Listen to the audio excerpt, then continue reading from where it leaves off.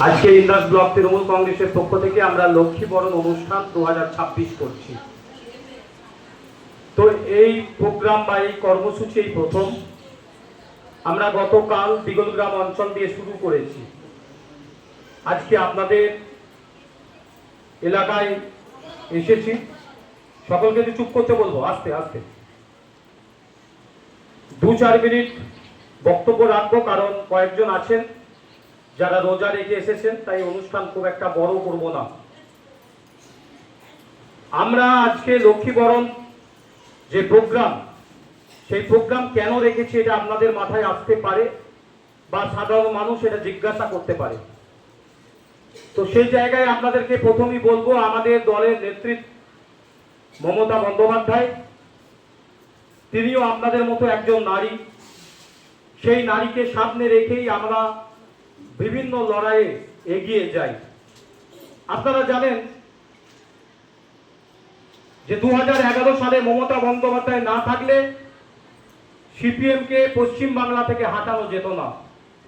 আর যদি সিপিএমকে পশ্চিম বাংলা থেকে হাঁটানো না যেত, তাহলে কিন্তু আমাদের এলাকায় যে সমস্ত উন্নয়ন হচ্ছে, উন্নয়ন মানুষ দেখতে পাচ্ছে, সে উন্নয়ন কিন্তু সাধারণ মানুষ স্বাদ গ্রহণ করতে পারত না। তাই আজকে আপনাদেরকে এখানে হাজির করেছি। আর ইন্দাস ব্লক তৃণমূল কংগ্রেসের পক্ষ থেকে সকল নেতৃত্ব এসে উপস্থিত হয়েছি। আমরা আপনাদেরকে লক্ষ্মী বরণ অর্থাৎ লক্ষ্মীদেরকে যেভাবে আমরা সম্মান প্রদর্শন করি, নারীদেরকেও আমরা ঠিক ভারতবর্ষের মাটিতে, বাংলার মাটিতে নারীদেরকেও আমরা সেই একই সম্মান প্রদর্শন করি। কারণ আমরা বিভিন্ন সময় নারী শক্তির জয়গান শুনে এসেছি যুগ যুগ ধরে। স্বামী বিবেকানন্দ বলেছেন নারী শিক্ষার অগ্রগতি করতে হবে। সেই কথা শুনে বহু দার্শনিক সেই একই বুলি আগ্রহেছে, কিন্তু কেউ নারী শিক্ষা অগ্রগতি করবো কিভাবে সেগুলো কিন্তু কেউ ভাবেনি। মমতা বন্দ্যোপাধ্যায় ভেবেছে কিভাবে কন্যাশ্রী দেওয়া যায়, কিভাবে রূপশ্রী দিয়ে নারীদের পাশে থাকা যায়, কিভাবে আবাসের বাড়ি তাদের নামে করা যায়, কিভাবে স্বাস্থ্যসাথী কার্ড আপনাদের নামে করা যায়, কিভাবে লক্ষ্মী ভান্ডারের টাকা আপনাদেরকে দিয়ে সহযোগিতা করা যায়। আর তাই ইন্দাস ব্লক তৃণমূল কংগ্রেসের পক্ষ থেকে আজকে আপনাদেরকে এসেছি, আমরা বরণ করতে এসেছি। তো আমরা যখন মিটিংয়ে বসেছিলাম যে মহিলাদেরকে সম্মান প্রদর্শন করার জন্য কি দিয়ে বরণ করব, সেখানে বিভিন্ন নেত্রী ছিল, মহিলা নেত্রী, তারা বিভিন্ন প্রস্তাব দিয়েছিল। কেউ বলেছিল ফুল দিয়ে বরণ করতে, কেউ বলেছিল মিষ্টি খাইয়ে বরণ করতে, কেউ বলেছিল অন্য কিছু গিফট দিয়ে বরণ করতে, কেউ বলেছিল উত্তরে দিয়ে বরণ করতে।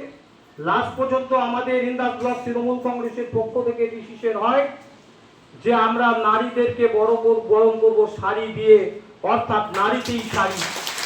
বাংলার ঐতিহ্য, বাংলার কালচার, বাংলার সংস্কৃতি হচ্ছে নারীদের ঐতিহ্য হচ্ছে শাড়ি। আমাদের এখানে যারা এসছেন 99% আমরা দেখতে পাচ্ছি শাড়ি পরে এসেছেন। এই বাংলার ঐতিহ্য হচ্ছে শাড়ি পরা। আপনি যদি অন্য জায়গায় যান, সেখানকার নারীরা কিন্তু এত শাড়ি পরে না, তারা একদিন আধদিন শাড়ি পরে। কিন্তু আমাদের বাংলার এটা ঐতিহ্য। ওই জন্য আমরা যখন দেবী রূপে পূজিত করি মা দুর্গাকে, তিনিও শাড়ি পরে থাকেন। যখন লক্ষ্মীকে আমরা পুজো করি, তিনিও শাড়ি পরে থাকেন। যখন দেবী সরস্বতীকে আমরা পূজা করি, তিনিও শাড়ি পরে থাকেন। তাই নারীতে শাড়ি, শাড়িতেই নারী, এই অঙ্গীকারবদ্ধ হয়ে আজকে আপনাদেরকে বরণ করতে এসেছি। তো প্রথমেই বলবো, আপনাদেরকে মনে রাখতে হবে সামনে একটা নির্বাচন আছে। এই নির্বাচনে আপনারা আমাদের সহযোদ্ধা হতে হবে। কি সহযোদ্ধা হবেন তো? আপনারা 2024 সালে ডোর টু ডোর প্রচার করেছিলেন। এবারে 2026 সাল নিজের গ্রাম, নিজের বাড়ি, নিজের পাড়া আমরা ডোর টু ডোর প্রচার করব এবং এই মহিলারাই বিজেপিদেরকে আটকাবে। ঠিক তো? আপনারা পারবেন তো বিজেপিকে আটকাতে? আপনারা পারবেন। 2024 সালে যেভাবে আপনারা লড়াই দিয়েছিলেন, সেই লড়াইকে আমি স্যালুট জানাই। এবং সাথে সাথে আপনাদেরকে বলি, এই নির্বাচন মমতা বন্দ্যোপাধ্যায় নির্বাচন। এই নির্বাচনে কোন নেতা, নেতৃত্ব, প্রধান, অঞ্চল সভাপতি, অঞ্চল কনভেনার, অঞ্চল চেয়ারম্যান এরা কিন্তু নয়। এই নির্বাচন মমতা বন্দ্যোপাধ্যায়ের নির্বাচন। মমতা বন্দ্যোপাধ্যায় যদি ক্ষমতায় না থাকে, শুধু তৃণমূলের নেতাদের ক্ষতি হবে না, ক্ষতি হবে কিন্তু আপামর জনসাধারণ আপনাদের মতো মহিলাদের।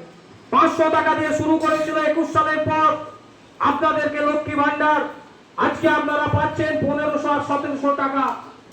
তো আপনাদেরকে একটা কথা দিতে পারি, এটা মমতা বন্দ্যোপাধ্যায় 10,000 টাকা দিয়ে দুর্গাপুজো কমিটিগুলোকে টাকা দেওয়া শুরু করেছিল। 10,000 টাকা প্রথম যখন শুরু করেছিল 2016 সাল, মাত্র 10,000 টাকা দিয়ে শুরু করেছিল। আজকে কত পাই জানেন?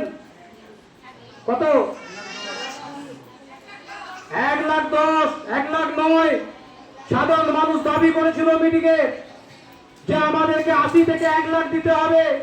দিদিমণি যেদিন ঘোষণা করলেন সেদিন গোটা বাংলার মানুষ জানতেন 1 লাখ টাকা দেবেন, কিন্তু দিদিমণি বললেন 1,10,000।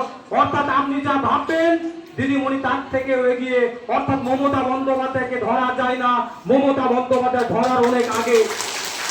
তো আমরা যেটা উপলব্ধি করতে পারছি, সরকার আসার পর এই 1500 2000 হবে, 2200 হবে, 2200 2500 হবে, 2500 3000 হবে। কিন্তু একটা দল বিজেপি, তিনারা প্রথম বললেন 21 সালে নাকি মা বোনেরা ভোট দিয়ে দিয়েছে মমতা বন্দ্যোপাধ্যায়কে, সেটা নাকি লক্ষ্মী ভান্ডারের জন্য। তারা আক্রমণ করলেন, কি বললেন? মা বোনেরা বিক্রি হয়ে গেছে, ভিক্ষা নিচ্ছেন, বিক্রি হয়ে গেছে, মেরুদণ্ড বিক্রি হয়ে গেছে, বিকিয়ে গেছে। এসব বিজেপি বলেছিল তো? বলেছিল। তারপর তারা দেখলো না, মিথ্যা প্রতিশ্রুতি দিতে হবে। তখন তারা এখন কি বলছে? এখন বলছে দিদিমণি দিচ্ছে 1500 1700, আমরা দেব 3000। তারা নিজেরাই ঠিক করতে পারছেন না, কখনো এই লক্ষ্মী ভান্ডারের বিরুদ্ধে বক্তব্য রাখছে, আর কখনো পাল্টিকে বলছে ভোটের জন্য যে আমরা 3000 টাকা দেব। হ্যাঁ, 3000 টাকা পাবেন। কেমন পাবেন? যেমন আপনারা ব্যাংকে লাইন দিয়েছিলেন 15 লক্ষ টাকা অ্যাকাউন্টে ঢুকবে, আর আপনারা লাইন দিয়ে অ্যাকাউন্ট খুলে বলেছিলেন 15 লাখ টাকা দেব, যেমন আপনাদেরকে 15 লক্ষ টাকা করে দিয়েছে তেমনই পাবেন। একজনও পেয়েছেন নাকি 15 লক্ষ টাকা? পাননি। প্রধানমন্ত্রী আবাস যোজনা কেউ পেয়েছেন?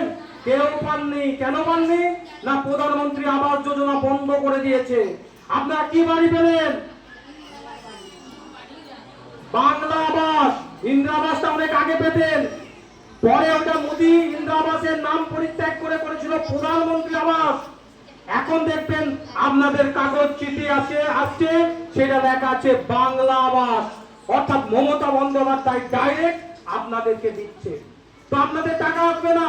যারা মনে করবে রটাচ্ছে, তারা দেখবেন বলছে 1,20,000 টাকা, 1,20,000 টাকায় ঘর হয়। আমরাও বলছি 1,20,000 টাকায় ঘর হয় না, কিন্তু মমতা বন্দ্যোপাধ্যায় আপনার পাশে আছে। 1,500 টাকায় আপনার সংসার চলে যায় না, 1,500 টাকা দিয়ে আপনার পাশে আছে। 25,000 টাকা দিয়ে রূপশ্রী দিয়ে আপনার মেয়ের বিয়ে হয়ে যায়নি, কিন্তু সরকার আপনার পাশে আছে। যারা চাষি আছেন তাদেরকে 4,000 থেকে 10,000 টাকা দিচ্ছে, মানে তাদের জমির চাষ খরচ হয়ে যাচ্ছে না, কিন্তু সরকার আপনার পাশে আছে। আর যারা দেবো বলে আসবে না, কি হবে? দেবো বলে না দিলে কি হবে? তখন তো আপনারা ফাঁকে পড়বেন।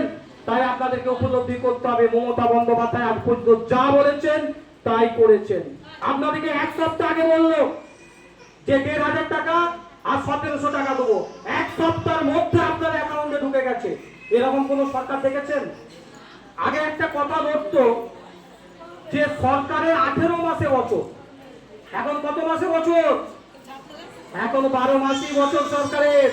বর্জ্য আগাম 7 দিনের মধ্যে টাকা ঢুকিয়ে দিচ্ছে। এটা আজ পর্যন্ত কোন সরকার পেরেছিল?